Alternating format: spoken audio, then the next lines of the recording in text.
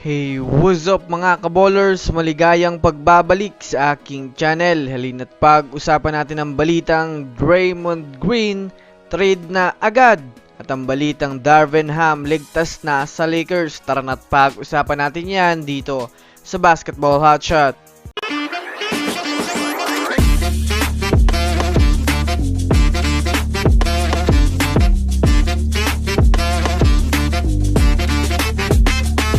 Una nga muna tayong dumako mga kaballers sa balitang ligtas na nga na hindi si Santihin itong si Darvin Ham sa Lakers.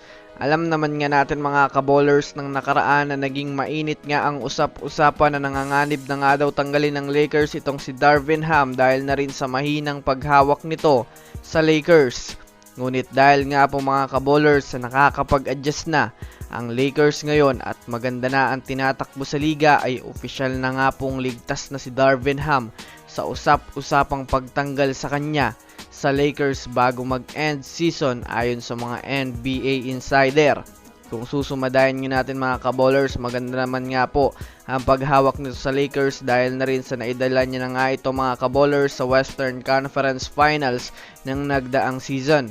Bukod pa dyan mga kaballers, maganda naman nga ang mga ginagawa nitong adjustment sa kanilang mga play kapag may nakakatapat silang malalakas na team. Kaya kung tutuusin nga po mga kaballers, wala naman malaking rason ang Lakers para tanggalin itong si Darvin Ham, lalo pat ayos na rin naman ang paghawak nito sa Lakers dahil mayroon pa rin naman nga silang magandang takbo sa liga. Samantala, dumako naman tayo mga kaballers sa balitang nanganganib na nga itong si Draymond Green na mabitawan na sa Warriors.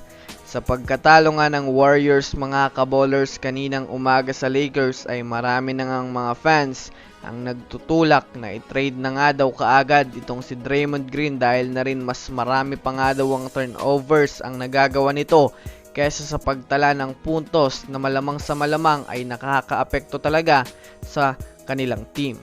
Maganda na sana po mga kaballers ang pinakita niyang depensa sa buong laro, ngunit marami-rami lang nga po siyang nakuhang mga turnovers dahil na rin sa kanyang mga bad pass na siya namang sinasamantala ng Lakers para makuha nilang momentum sa kanilang team sa nangyaring laro. Bukod pa dyan, marami na rin nga po kaagad mga kaballers ang lumalabas ng mga trade proposal sa kanya patungo sa ibang mga kupunan. Pero kung kayo nga po mga kaballers ang tatanungin ano sa tingin nyo, tama na nga bang ito na ang panahon para sa Warriors na bitawan na ang isang Draymond Green? I-comment nyo na yan sa ibaba. So that's it for today's video mga kaballers. Yan lang ang ating pag-uusapan sa ngayon. Pindutin ang subscribe and hit nyo na rin ng notification bell para sa mga susunod na updates sa mundo ng basketball. Again, this is Basketball Hotshots. Thanks for watching.